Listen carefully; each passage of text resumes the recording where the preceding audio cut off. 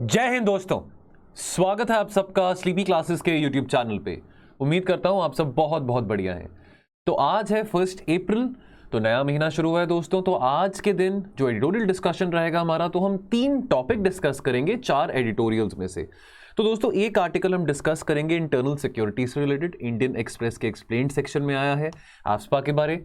तो 2 जो आर्टिकल्स हम डिस्कस करेंगे वो एक ही टॉपिक के टुवर्ड्स ओरिएंटेड है, जो हमारा क्रिमिनल प्रोसीजर आइडेंटिफिकेशन बिल है, जो भी रिसेंटली लोकसभा में टेबल करा गया था। तो उसको लेके दोनों आर्टिकल्स आए हैं, एक हिंदुस्तान टाइम्स में और एक द हिंदू में। तो ये टॉपिक एक ही है, तो इसकी हम डिस्कशन करेंगे। और जो तीसरा टॉपिक रहेगा हमारा, effects of globalisation on Indian society से रिलेटेड, एक अच्छा आर्टिकल, बहुत एक जेनरिक सा आर्टिकल है बट अच्छा है, हमको कुछ कंटेंट मिल जाता है। तो ये जो टॉपिक है effects of globalisation on Indian society, ये GS1 का टॉपिक है। चाहें तो हम इसके कंटेंट को ऐसे में भी यूज कर सकते हैं। तो ये जो आर्टिकल है बिजनेस लाइन में आया है। और दोस्तों अंत में 2 चीजें हैं, एक आपके लिए MCQ रहेगा प्रीवियस क्वेश्चन पेपर में से, जिसका आपने कमेंट करना है कमेंट सेक्शन में कि उसका क्या सही आंसर हो सकता है। और जो बच्चे आंसर राइटिंग प्रैक्टिस अपनी कर रहे हैं, तो 2 क्वेश्चन में से भी कोई एक क्वेश्चन आप अटेम्प्ट कर सकते हैं, जो कि आपको ऑप्शन दिया जाएगा towards the end of the lecture. चलिए, सो हैविंग सेड दैट, आज की डिस्कशन शुरू करते हैं। तो बड़ी खबर जो आज सुबह से आ रही है, एक्सप्लेन्ड में यहाँ पे इसके बारे में मेंशन भी है, एस्पा इन द नॉर्थ ईस्ट। तो अभी केंद्र सरकार ने एस्पा का जो फुटप्रिंट है, मेघालय, असम, मणिपुर, नागालैंड, इन स्टेट्स की अगर हम बात करें, तो यहाँ पे इसका फुटप्रिंट रिड्यूस करने की बात करेगी। कुछ एरियाज में जो एस्पा का कानून है वो रिपील कर दिया गया है। तो अगर हम बात करें entirely in 23 districts of Assam में से इस कानून को रिमूव कर दिया गया है, और पार्शियली, यानी कि इंटायरली नहीं but partially, from 7 districts in Nagaland, 6 in Manipur and 1 इन असम। तो ये जो 1 डिस्ट्रिक्ट इन असम है, ये कौन सा है? काछार डिस्ट्रिक्ट। ठीक है, अब जब ये डिसीजन नोटिफाई किया जाएगा गजेट में, तो जो एस्पा का कानून है that will remain in force in parts of these 3 states, यानी कि पूरे की पूरे तीनों स्टेट्स में, तीनों राज्यों में ये एस्पा का जो कानून है नहीं लागू रहेगा। तो कुछ एरियाज में से, कुछ डिस्ट्रिक्ट में से तो बिल्कुल इंटायरली रिमूव कर दिया गया है, और कुछ जगहों में पार्शली रहेगा, and as well as in parts of Arunachal Pradesh and Jammu and Kashmir. तो दोस्तों अगर बात करें ये सिग्निफिकेंट क्यों है, आपको याद रहेगा कि दिसंबर 2021 में एक बहुत अनफॉर्चुनेट इंसिडेंट हुआ था।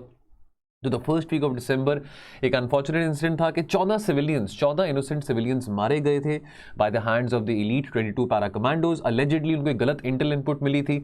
उस गलत इंटेल इनपुट के चलते तो उनको लगा कि बस में 13-14 लड़के थे, तो उनको ये लगा था कि वो इंसर्जेंट्स हैं, लेकिन टर्न्ड आउट कि वो इंसर्जेंट्स नहीं थे, वो इनोसेंट सिविलियंस थे, बच्चे थे, उनको मार दिया गया। तो इसको लेके बहुत ही ज़्यादा हंगामा मचा था। नागालैंड के लोगों ने बहुत इस बात को लेके इशू उठाया था, नागालैंड की सरकार ने इसको लेके बहुत इशू उठाया था कि 60 साल से ज़्यादा एस्पा का जो कानून है वो हमारे राज्य में है, तो अब क्या समय आ चुका है? तो उसको लेके बहुत डिबेट भी चली थी दिसंबर में कि क्या वो समय आ चुका है कि एस्पा के कानून को रिपील कर दिया जाए। तो अब ये सिग्निफिकेंट क्यों है? तो पहली बात तो ये देखिए, ये जो मेजर उठाया गया है, this will obviously help the centre to calm down over the fact, जो मोन डिस्ट्रिक्ट में जो किलिंग्स हुई थी नागालैंड में, तो जो नागालैंड के लोगों ने जो गुस्सा दिखाया था केंद्र सरकार के टुवर्ड्स, आर्मी के टुवर्ड्स, एस्पा के कानून के टुवर्ड्स। ठीक है, एस्पा का जो कानून है ये हम बहुत बार डिस्कस कर चुके हैं पहले भी, कि उसमें कुछ प्रोविजंस हैं जिसको मिसयूज किया जाता है बाय द आर्मी। तो इसमें कुछ ऐसे ड्रकोनियन प्रोविजंस हैं जो स्वीपिंग पावर्स देते हैं आर्म्ड फोर्सेस को। ठीक है, तो फॉर एग्जाम्पल आर्मी जब भी चाहे कहीं पे भी फायर ओपन कर सकती है, ठीक है, which can even cause death against any person. तो वो पर्सन कन्विक्ट है, इंसर्जेंट है कि नहीं है। तो अक्सर पाया गया कि एस्पा का जो कानून है ये इसके एस्पा के कानून के चलते और आर्मी की स्वीपिंग पावर्स के चलते बहुत सारे इनोसेंट सिविलियंस मारे जाते हैं। एस्पा को इम्पोज किया जा सकता है बाय द सेंटर। तो दोस्तों क्योंकि प्रीलिम्स पास में है, तो ये क्विक पॉइंटर्स आपके प्रीलिम्स की तैयारी के लिए भी बहुत बेनिफिशियल रहेंगे अगर आपको एस्पा के बारे कुछ पूछा जाता है। तो ये टॉपिक हमारा प्रीलिम्स और मेंस दोनों ही स्पेसिफिक काफी इंपॉर्टेंट बन जाता है। तो AFSPA can be imposed by the centre और the governor of the state concerned or parts of it after these areas are declared disturbed under section 3 of ASPA. Now, अब north east की बात करें तो बहुत सारे जो स्टेट्स हैं नॉर्थ ईस्ट में, they have been living under AFSPA from the last 60 years। तो अगर ये कदम जो उठाया गया है एस्पा के कानून को रिपील करने का कुछ डिस्ट्रिक्ट्स में से, तो that will help in terms of demilitarising the region. Now, why ASPA has been withdrawn now? देखिए, अब ऐसा है कि अब देखिए एस्पा का कानून जब इंप्लीमेंट करा गया था, देखिए एस्पा का कानून पहली बार तो 1942 में अंग्रेजों ने किया था क्विट इंडिया मूवमेंट के टाइम पे, to suppress the quit India movement जो रिवोल्ट हुआ था। उसके बाद 1958 से लेके आज तक एस्पा का कानून इंप्लीमेंटेड रहा है नॉर्थ ईस्ट में। अब देखिए, भारत जब आज़ाद हुआ था तो बहुत बड़े बड़े चैलेंजेस आए थे सरदार पटेल के सामने, जवाहरलाल नेहरू के सामने। वो था merger of the states to the Indian union. अब नॉर्थ ईस्ट की बात करें तो नॉर्थ ईस्ट स्टेट्स में जो इंसर्जेंसी की प्रॉब्लम है बहुत लंबे अरसे से है। तो नॉर्थ ईस्ट में चाहे नागालैंड है, चाहे मेघालय है, चाहे अरुणाचल है, बहुत सारे ऐसे संगठन हैं, बहुत सारे ऐसे मिलिटेंट आउटफिट्स हैं जो कि अपने आप को इंडियन यूनियन का हिस्सा नहीं मानना चाहते थे, अपने आप को सेपरेट करना चाहते थे, जिसको हम सेसेशनिस्ट मूवमेंट कहते हैं। तो उसके चलते बहुत जरूरी था कि ऐसा कोई कानून हो हमारे पास जिसके चलते पुलिस के पास या आर्मी के पास कुछ स्ट्रॉन्ग पावर्स हैं कि वो इस तरह की सेसेशनिस्ट टेंडेंसीज को रोक सकते हैं। लेकिन आज के टाइम पे अब ये देखने को मिल रहा है कि बहुत सारे जो मिलिटेंट आउटफिट्स हैं वो अपने हथियार त्याग रहे हैं, वो सरकार के साथ बातचीत कर रहे हैं, नेगोशिएशन चल रहे हैं। तो for example Naga peace accord की भी अगर हम बात करें, तो जब इस तरह के सेटलमेंट और इस तरह के समझौते सरकार के साथ हो रहे हैं, जब ये जो इंसर्जेंट या ये जो ऑर्गेनाइजेशन है, मिलिटेंट ऑर्गेनाइजेशंस है, जब ये वादा कर रहे हैं सरकार को कि हम कोई सेसेशनिस्ट प्लान्स नहीं रखेंगे, हम चाहेंगे कि हम भी इंडियन यूनियन के साथ स्ट्रीमलाइन रहें, मर्ज रहें, तो उसके चलते अब हो सकता है कि सरकार को ये इस बात की रियलाइजेशन हुई हो कि भाई इतनी ज़्यादा सख्ताई अब हम इन स्टेट्स के टुवर्ड्स ना बरतें। ठीक है, तो ये कारण बन सकता है कि आसपा के कानून को जो रिपील करने की बात यहाँ पे करी गई है। तो अगर हम मणिपुर की ही बात करें तो मणिपुर में जो इंसर्जेंसी की प्रॉब्लम है काफ़ी कम हो चुकी है। ठीक है, खास करके 2012 के बाद। तो 2012 में सुप्रीम कोर्ट में एक पीआईएल फाइल करी गई थी, जहां पे पीआईएल में यह कहा गया था कि मणिपुर में एक्स्ट्रा जुडिशियल किलिंग्स बहुत हुई हैं।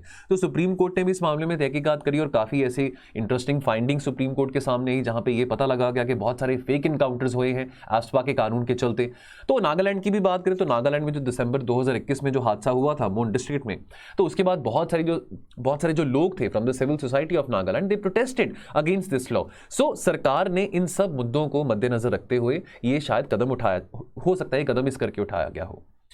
Now, why was AFSPA imposed at the first place? तो जैसे अभी हमने बात करी, because of the secessionist movement. ठीक है, तो ऑब्वियसली जब मर्जर ऑफ स्टेट्स की बात आती है टू द इंडियन यूनियन, तो हम नहीं चाहेंगे, उस टाइम पे भी नहीं चाहते थे इंडिपेंडेंस के टाइम पे कि जो स्टेट्स हैं कि वो अपने आप को एक अलग एंटिटी माने फ्रॉम द मेनलैंड इंडिया। ठीक है, तो अगर हम बात करें the Naga nationalist movement, this started off in the early 1950s। ठीक है, तो 1958 में आसपा का कानून इनैक्ट किया गया था पार्लियामेंट के द्वारा। As an armed movement it took root in Nagaland, AFSPA was passed in the parliament. Manipur की बात करें तो यहां पे भी 1958 में इंपोज किया गया था। ठीक है, तो सक्सेसिवली बहुत सारी ऐसी जो स्टेट्स थी नॉर्थ ईस्ट की, उसके बाद भी ये जो कानून है इंप्लीमेंट करते गए। तो अगर आपने टाइमलाइन जाननी है आसपा की, तो आप जब इसको पीडीएफ को डाउनलोड करेंगे तो इस आप स्लाइड में देख सकते हैं जो टाइमलाइन रही है आसपा की from 1942 to today which is 2022। तो 1942 में क्विट इंडिया मूवमेंट के टाइम पे अंग्रेजों ने पहली बार इस कानून का इस्तेमाल किया था टू सप्रेस द मूवमेंट। 1958 में पार्लियामेंट ने इनैक्ट किया था इस कानून को। ठीक है, उसके बाद सक्सेसिवली जैसे 1967 की बात करें, नवंबर 1970 की बात करें, सितंबर 1980 की बात करें, तो different states of north east में ये कानून इंप्लीमेंट होता गया। तो आप इसको स्टडी कर सकते हैं। What has made AFSPA unpopular among the people? तो नॉर्थ ईस्ट के लोगों को ऐसी फीलिंग आती है कि भाई हम कैसे अपने आप को मेन स्ट्रीम इंडिया का पार्ट समझे, हम तो एलिनेटेड फील कर रहे हैं बिकॉज हमारे बहुत सारे इनोसेंट लोगों को, ठीक है हर कोई वहां पे इंसर्जेंट नहीं है नॉर्थ ईस्ट में, ठीक है, ठीक उसी तरह से कश्मीर में जैसे हर कोई टेररिस्ट नहीं है, तो नॉर्थ ईस्ट में भी हर कोई इंसर्जेंट तो नहीं है। बहुत सारे लोग हैं जो कि चाहते हैं कि हम भी मेन स्ट्रीम इंडिया के साथ मर्जर कर सकें, कि हम भी उनके रीति रिवाज, हमारे रीति रिवाजों को वो सेलिब्रेट करें, उनकी रीति रिवाजों को हम सेलिब्रेट करें। लेकिन अब आसपा के कानून के चलते बहुत सारे इनोसेंट लोगों को भी मारा जा रहा था, शक के दायरे में आके आर्मी को बहुत ओवर ऐसी सेंट्रलाइजिंग पावर्स मिल चुकी थी। ठीक है, तो साइकोलॉजिकली बहुत हर्ट हुए नॉर्थ ईस्ट के लोग, तो उनको था कि हम एक एलिनेशन फील करते हैं, एक ओपरापन फील करते हैं। ठीक है, now in a writ petition which was filed in supreme court in 2012, the families of the victims of extrajudicial killings alleged कि भाई 1500 से ज्यादा फेक एनकाउंटर्स हो चुके हैं in the state between 1979 to 2012। तो सुप्रीम कोर्ट ने कमीशन सेटअप करी थी इस बात को इन्वेस्टिगेट करने के लिए, और सुप्रीम कोर्ट के सामने जो फाइंडिंग्स आई थी, तो अब देखिए सारे के सारे फेक एनकाउंटर्स को तो सुप्रीम कोर्ट नहीं स्टडी कर पाई है, लेकिन 6 केसेस की जो सुनवाई थी सुप्रीम कोर्ट ने अपने सामने रखी और ये पाया गया कि ये जो 6 के 6 केसेस थे ये फेक एनकाउंटर्स के थे। तो मणिपुर, नागालैंड, अरुणाचल, असम, यहाँ पे बहुत सारे ऐसे फेक एनकाउंटर्स हो चुके हैं under the garb of AFSPA, because AFSPA gives sweeping powers to the security forces. Attempts made to repeal AFSPA, तो 2000 में एक्टिविस्ट इरोम शर्मिला ने अपनी बहुत लंबी स्ट्रगल उनकी रही थी, 16 साल की स्ट्रगल रही थी अगेंस्ट द रिपीलमेंट ऑफ AFSPA इन मणिपुर। तो दोस्तों यहाँ पे एक छोटा सा होमवर्क आपको मैं और दे रहा हूँ। इरोम शर्मिला जो कि बहुत एक एक्टिविस्ट है, AFSPA के अगेंस्ट उन्होंने बहुत प्रोटेस्ट भी किया था, हंगर स्ट्राइक रखी 16 साल के लिए। एक पर्टिकुलर मैसेकेयर हुआ था सन 2000 में मणिपुर में, उस मैसेकेयर का नाम क्या था जिसके बाद इन्होंने ये हंगर स्ट्राइक अपनी शुरू करी? तो उस मैसेकेयर का नाम आपने कमेंट सेक्शन में बताना है। उसके बाद 2004 में यूपीए की सरकार ने कमीशन बिठाई थी जहां पे ये बात इन्वेस्टिगेट करने को कहा गया था, इस बात को थोड़ा रिसर्च करने को कहा गया था कि क्या AFSPA का जो कानून है उसको रिपील किया जा सकता है, क्या वो समय आ चुका है कि AFSPA के कानून को रिपील कर दिया जाए। तो उस कमीशन के चेयरमैन कौन थे? रिटायर्ड जस्टिस जीवन रेड्डी। तो जस्टिस जीवन रेड्डी कमीशन के चलते उन्होंने ये कहा था कि भी जो आसपा का कानून है इसको रिपील करा जाए और ये हाईली अनडिजायरेबल है। उसके बाद अब ये बातें आप अपने जब आंसर में लिखेंगे तो आंसर्स में कोट कर सकते हैं, ठीक है। कमीशंस की बातें हमने करनी होती है अपने आंसर्स में, खास करके अगर इस तरह का हमको क्वेश्चन पूछा गया आसपा के रिगार्डिंग, ठीक है, तो उसको रिपील करना है नहीं करना, तो हम थोड़ा एजुकेटेड सर वहां पे अगर हम कमेंट डालेंगे और एजुकेटेड सा वहां पे आंसर डालेंगे, इन कमीशंस का नाम लिखेंगे तो हमको थोड़े मार्क्स ज्यादा मिलेंगे। उसके बाद सेकंड ARC की बात करें, which was headed by Veerappa Moily, उन्होंने भी इस रिकमेंडेशंस को जीवन रेड्डी, जो जस्टिस जीवन रेड्डी कमीशन की रिकमेंडेशंस थी, उसको एंडोर्स किया था।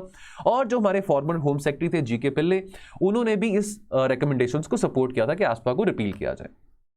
चलिए अगला आर्टिकल दोस्तों, तो ये दोनों आर्टिकल हैं, ये एक हिंदू में आया है, this is a criminal attack on privacy और an increased risk of state surveillance, ये हिंदुस्तान टाइम्स में आया है। तो ये दोनों आर्टिकल्स किसके बारे में बात करें? जो रिसेंटली भी क्रिमिनल प्रोसीजर आइडेंटिफिकेशन बिल जो भी रिसेंटली लोकसभा में रखा गया था, इसको लेकर देखिए हमने 2-3 दिन पहले भी डिस्कशन किया था कि काफी कंसर्न्स यहां पे सामने आए हैं, खास करके थ्रेट टू प्रिवेसी की अगर हम बात करें तो वो जो KS पुत्तुस्वामी जजमेंट थी 2017 की, जहां पे एक 3-fold टेस्ट रखने की बात करी गई थी कि भाई ठीक है, कानून जो भी बनाए जा रहे हैं बनाओ, सरकार को कानून बनाने से कोई मना नहीं कर रहा, लेकिन वो सिटीजंस की प्राइवेसी को अपहोल्ड करें, लोगों की प्राइवेसी वायलेट ना हो।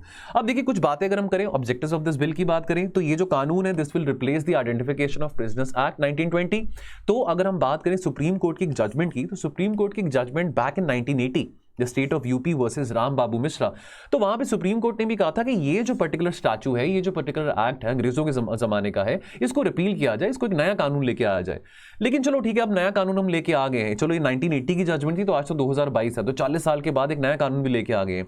लेकिन the devil lies in the detail, ठीक है। यहां पे 3 ऐसे बहुत मेन मुद्दे आए हैं जो सामने, जिसके कारण थोड़े कंसर्न्स हमारे सामने बड़े हैं। पहला तो ये है कि डेफिनेशन ऑफ मेजरमेंट। अब देखिए यहां पे मेजरमेंट तो ये नहीं कि पुलिस वहां पे दर्जी का काम करके वहां पे कैदियों की मेजरमेंट ले रहे कपड़ों की, वहां पे ये मेजरमेंट की बात नहीं हो रही है। बात यहां पे ये हो रही है कि जो फिजिकल और बायोलॉजिकल सैंपल्स इकट्ठे करने की बात हो रही है। देखिए अब कोई दोषी है कि नहीं है, ये तो चलो अब इन्वेस्टिगेशन होती है, ठीक है, प्रूफ्स इकट्ठे करे जाते हैं। अब लेकिन बात यहां पे ये आती है कि चलो जो पुराना एक्ट था 1920 वाला, वहां पे फिजिकल सैंपल्स कलेक्ट करने की तो बात थी, देखिए उस टाइम पे टेक्नोलॉजी इतनी नहीं थी, आज के टाइम पे DNA की टेक्नोलॉजी बहुत ज्यादा अपग्रेड हो चुकी है, तो इस पर्टिकुलर एक्ट में तो बायोलॉजिकल सैंपल्स को भी इंक्लूड करने की बात करी जाती है, ठीक है। तो यहां पे ये क्लियर नहीं है कि definition of the measurement is not restricted only to taking these physical and biological samples but also their analysis। दूसरा जो एरिया है कि चलो आप सर्वेलेंस जो कर रहे हैं, कौन से ऐसे लोग होंगे, अब ये कौन तय करेगा कि वो कन्विक्ट है, कि वो इनोसेंट है, कि वो दोषी है कि नहीं है, ठीक है। ये तो चलो अब केस चलता है, कोर्ट में केस चलता है, बाद में पता लगता है कि भी वो मुलजिम है कि नहीं है, वो गुनहगार है कि नहीं है। पहले तो पुलिस शक के दायरे में आके सस्पेक्टेड लोगों भी अगर फिजिकल और बायोलॉजिकल सैंपल्स लेने शुरू कर देंगे तो डेफिनेटली वो जो डेटा है सारा का सारा, चाहे वो NCR भी इकट्ठा करेगा, बट वो डेटा तो लोगों का पर्सनल डेटा है ना, तो उसको वायलेट किया जाएगा, ठीक है। अब कोई पर्सनल डेटा प्रोटेक्शन बिल भी अभी तक हमने पास नहीं करा है। और तीसरा जो कंसर्न है वो ये है कि जो डेटाबेस है इन सैंपल्स का, वो जो गैदर किया जाएगा जो NCRB के पास, वो 75 ईयर्स के लिए गैदर किया जाएगा। इतना लंबे समय के लिए डेटा गैदर करके क्या करना है, तो कंसर्न्स की बात आती है।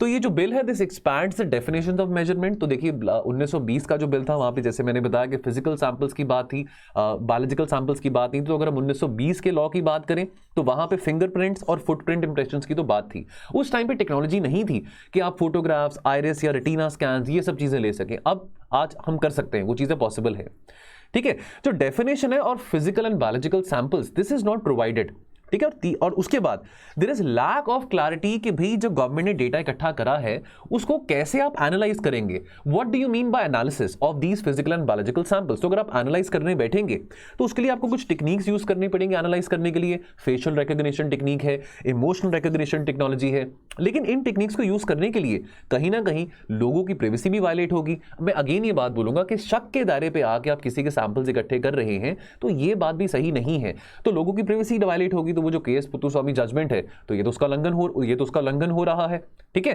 नाउ थ्रेट टू प्राइवेसी की बात करें, जो प्रेजेंट बिल है this broadens the scope of the state power to allow the police to take the samples of the people चाहे कोई भी उन्होंने ऑफेंस किया हो, अंडर एनी ऑफेंस, चाहे वो ट्रैफिक वायलेशंस भी हो। अब देखिए ये थोड़ी फनी बात है, अगर आपने मतलब सीट बेल्ट नहीं लगाई है या अगर आप गाड़ी में चलते चलते फोन पे बात कर रहे हैं या कोई ऐसा ट्रैफिक वायलेशन है, तो उसके चलते भी अगर आपका फिजिकल बायोलॉजिकल सैंपल लिया जा रहा है। अब ये बात यहां पे ऐड नहीं करती। देखिए ये बात एडिटोरियल में आई है, ये हमने खुद अपनी तरफ से नहीं बनाई है, एडिटोरियल में जो बात लगी वही डिस्कस कर रहे हैं, but nevertheless this doesn't really add up कि ट्रैफिक वायलेशन भी, तो एनी ऑफेंस में तो ट्रैफिक वायलेशन भी आ जाता है। ठीक है, चलो this will result in creation of massive database. ये डेटाबेस कौन संभालेगा? ये सारी की सारी अथॉरिटी किसके पास है? बिल ऑथराइज करता है एनसीआरबी को, यानी कि the national crime record bureau को, कि ये जो सारा का सारा डेटा है आप ये स्टोर करेंगे, प्रिजर्व करेंगे 75 ईयर्स के लिए। तो अब ये क्या सिक्योर, इस बात की क्या गारंटी है कि जो डेटा एनसीआरबी मेंटेन करेगा कि वो बिल्कुल लीक प्रूफ रहेगा, ठीक है, कि वो लीक नहीं होगा डेटा कहीं पे भी, ठीक है। तो सिक्योरिटी कंसर्न्स यहां पे रेज होते हैं, क्या एडिक्वेट सेफगार्ड्स हैं उस डेटा को प्रोटेक्ट करने के लिए? आफ्टर ऑल वहां पे बहुत सारे लोगों का पर्सनल डेटा भी उसमें स्टोर होगा, ठीक है। चलिए, तो दोस्तों अगला आर्टिकल हम डिस्कस करेंगे ग्लोबलाइजेशन के ऊपर। ये बिजनेस लाइन में आया है, is globalisation as we know dead. तो देखिए अब यहां पे बात आती है ग्लोबलाइजेशन अंडर अटैक, क्या ग्लोबलाइजेशन खतरे में है? देखिए ग्लोबल फाइनेंशियल क्राइसिस 2008 में हुआ, तो कहीं ना कहीं ग्लोबलाइजेशन, तो देखिए हम आज के टाइम पे हम क्या पहनते हैं, क्या देखते हैं, क्या सुनते हैं, क्या खाते हैं, कहीं ना कहीं पिछले जो 30-33 सालों में जो ग्लोबलाइजेशन की लहर चली थी इंडिया में, उसके कारण है कि आज के ज़माने में हमारे पास बहुत सारे ऑप्शंस हैं। चाहे अपने फ़ोन लेना है, टीवी लेना है, कपड़े पहनने हैं, खाना खाना है, बहुत सारे रेस्टोरेंट्स हैं, बहुत सारे थिएटर्स हैं। तो ये कहीं ना कहीं ग्लोबलाइजेशन की ही देन है। तो ग्लोबलाइजेशन बुरी बला तो नहीं है, अच्छी बात है। ग्लोबलाइजेशन आई, हम कंज्यूमर्स के पास चॉइसेस बढ़ी। तो 1990 से पहले तो लाइसेंस राज सिस्टम चलता था, हर चीज में सरकारी सेक्टर इन्वॉल्व होता था। तो ग्लोबलाइजेशन खतरे में कहीं ना कहीं से तो 2008 के बाद में ही है, जो ग्लोबल फाइनेंशियल क्राइसिस हुआ था। तब से लेके आज तक, आज 14 साल हो चुके हैं। तो देखिए अगर हम इंडिया की भी बात करें तो एक दशक था 2004 से लेके 2012 तक का, जब हम कहते थे कि भी हमने बहुत अच्छी इकोनॉमिक ग्रोथ देखी है, 8%, 8.5%, 9%। तो वो सिर्फ इंडिया नहीं, और भी बहुत सारी इकोनॉमीज थी। तो आज के टाइम पे अभी भी जो ग्लोबल रिकवरी है वो अभी पूरी अपलिफ्ट नहीं हो पाई है। चलो बीच में और भी बहुत सारे प्रॉब्लम्स आ गई हैं, अब पैंडेमिक के चलते तो ऑब्वियसली जो ग्लोबल रिकवरी है that has taken a hit, ठीक है। और पिछले 10 सालों में चाहे ब्रेक्सिट है, चाहे यूएस चाइना का ट्रेड वॉर है, चाहे आज के टाइम पे रशिया यूक्रेन के क्राइसिस है, चाहे पैंडेमिक है, तो इसके करके और सेटबैक मिला है ग्लोबल इकोनॉमी को, और सेटबैक मिला है ग्लोबलाइजेशन को। पर इसका मतलब क्या ये हुआ कि ग्लोबलाइजेशन खत्म होने वाला है? तो अगर हम बात करें बेनिफिट्स ऑफ ग्लोबलाइजेशन, देखिए अब अगर हम बात करें साउथ ईस्ट एशियन इकोनॉमीज की, इंडिया की, तो कहां हमारी जीडीपी 1991 में केवल 270 बिलियन थी, और आज हम $5 ट्रिलियन इकोनॉमी होने का सपना भी देख रहे हैं। इनफैक्ट आज हमारी जो जीडीपी है लगभग $3 ट्रिलियन के आसपास है, ठीक है। तो हम ये कैसे जुटला सकते हैं कि ग्लोबलाइजेशन के चलते इंडिया को बहुत सारा एक्सेस मिला है फॉरेन डायरेक्ट इन्वेस्टमेंट का, फॉरेन कैपिटल का, टेक्नोलॉजी का। हम अपने आईटी सेक्टर की बात करें, बीपीओस, केपीओस, आज के टाइम पे एडुटेक की बात करें, कितने सेक्टर्स, फार्मेसी है, कितने सेक्टर्स अब आज के टाइम पे ग्रो कर रहे हैं, कितने सारे लोगों को गरीबी से अपलिफ्ट किया है थैंक्स टू ग्लोबलाइजेशन। तो अगर हम एशियन टाइगर्स की बात करें, एशियन टाइगर्स कौन है? साउथ कोरिया, ताइवान, सिंगापुर और हांगकांग, ठीक है, ये एशियन टाइगर्स हैं। तो इनके भी एग्जांपल्स हमारे सामने हैं, ठीक है। तो ग्लोबलाइजेशन के फायदे बहुत रहे हैं, लिबरलाइजेशन, ग्लोबलाइजेशन के बहुत फायदे रहे हैं। आज एज कंज्यूमर्स, आज एज कस्टमर्स आपके पास बहुत सारे ऑप्शंस हैं, चाहे वो टीवी चैनल्स के हों, चाहे वो मूवीज देखने के हों, कपड़े पहनने के हों, खाना खाने के हों, व्हाटएवर इट इज, कोई कुछ भी चीज हो, आज के टाइम पे आपके पास बहुत ऑप्शंस है थैंक्स टू ग्लोबलाइजेशन। लेकिन ग्लोबलाइजेशन के चलते अनइक्वल ग्रोथ भी हुई है। देखिए रिपीटेडली रिपोर्ट्स आती रहती हैं अखबारों में, वर्ल्ड इनइक्वालिटी रिपोर्ट की बात करें कि अमीर अमीर हो रहे हैं, गरीब गरीब हो रहे हैं। तो ये भी बात है कि देखिए accelerated pace of economic growth जो हुआ है, तो चाहे वो चाइना में है, चाहे वो इंडिया में है ना, लेकिन वो सबके लिए इक्वल नहीं हुआ। तो नंबर ऑफ बिलियनर्स बहुत बड़े हैं, लेकिन नंबर ऑफ पुअर पीपल वो भी बहुत बढ़ गए हैं। तो ग्लोबलाइजेशन चलो जितनी मर्जी अच्छी है, but globalisation could not prevent even the East Asian crisis, ठीक है, जो कि टाइगर इकोनॉमीज में हुआ था, या collapse of the Latin American economies, और even the global financial crisis. तो ग्लोबल फाइनेंशियल क्राइसिस के बाद तो ये बात बहुत सिद्ध हो गई थी कि हम डीकपल नहीं कर सकते हैं ग्लोबल इकोनॉमीज को, कि जो ग्लोबल इकोनॉमीज हैं they are very much coupled together, ठीक है। तो यानी कि अब आज के टाइम पे कहें कि एक इवेंट कोई अमेरिका में, अब देखिए आज के टाइम पे रशिया यूक्रेन की लड़ाई चल रही है, तो उसका इंपैक्ट इंटरनेशनल इकोनॉमी के ऊपर है, ग्लोबल कमोडिटी प्राइसेस के ऊपर है, चाहे वो तेल की बात करें, चाहे वो गैस की बात करें, इन सब प्राइसेस के ऊपर है। तो आज के टाइम पे ये नहीं कह सकते हैं कि भाई अगर कहीं पे लड़ाई चल रही है, चाहे वो इराक में है, चाहे वो सीरिया में है, चाहे वो यूक्रेन में है, कि हम ठीक रहेंगे, हम बचे रहेंगे। नहीं, ऐसा नहीं कह सकते। ग्लोबलाइजेशन ने दुनिया को और ज्यादा एक स्ट्रांगली कपल कर दिया है, तो वो डीकपल नहीं हो सकते अब हम, ठीक है। अब अगर हम बात करें जोसेफ स्टिग्लिट्ज की, तो ये बहुत नोटेड नोबेल लॉरिएट हैं, ये चीफ इकोनॉमिस्ट रह चुके हैं वर्ल्ड बैंक की। इन्होंने एक बुक लिखी थी, बुक का नाम है ग्लोबलाइजेशन एंड इट्स डिसकंटेंट्स। तो ये कहते हैं कि ग्लोबलाइजेशन ना तो बुरी है ना तो अच्छी है, लेकिन डिपेंड ये करता है कि ग्लोबलाइजेशन को इंप्लीमेंट कैसे किया जा रहा है। तो यहां पे जोसेफ जोसेफ स्टिग्लिट्स ये कहते हैं इस किताब में कि गलती कहीं ना कहीं वर्ल्ड बैंक और आईएमएफ की है कि जो one size fits all policy जो वर्ल्ड बैंक और आईएमएफ यूज करता है, ये कहना कि जो इकोनॉमीज हैं वो मार्केट ओरिएंटेड हो, मार्केट रिफॉर्म्स लेके आए, वो बात बुरी नहीं है, लेकिन जरूरी नहीं है कि एक ही समय पे सभी इकोनॉमी को आप सेम प्रिस्क्रिप्शन दें। देखिए अब वही बात होगी ना कि डॉक्टर एक टाइम पे हर एक पेशेंट को सेम दवाई लिख के तो नहीं दे सकता, किसी को दवाई किसी और तरीके से रिएक्ट करेगी, किसी को वो सेम दवाई किसी और तरीके से रिएक्ट करेगी, ठीक है। तो किसी को दवाई खाने से सिरदर्द और बढ़ जाएगा, किसी का दवाई खाने से सिरदर्द कम हो जाएगा। तो यहां पे जोसेफ स्टिग्लिट्स कह रहे हैं कि वर्ल्ड बैंक और आईएमएफ को ये नहीं चाहिए था कि वो एट द सेम टाइम सभी इकोनॉमीज को कहेंगे जी आप ओपन अप करिए। खास करके लैटिन अमेरिकन अगर इकोनॉमीज की हम बात करें तो बहुत सारी लैटिन अमेरिकन इकोनॉमीज भी सोशलिस्टिक पॉलिसीज फॉलो कर रही थी, लेकिन मार्केट ओरिएंटेड पॉलिसीज फॉलो करने के बाद उल्टा उनकी इकोनॉमीज में और कोलैप्स आया है।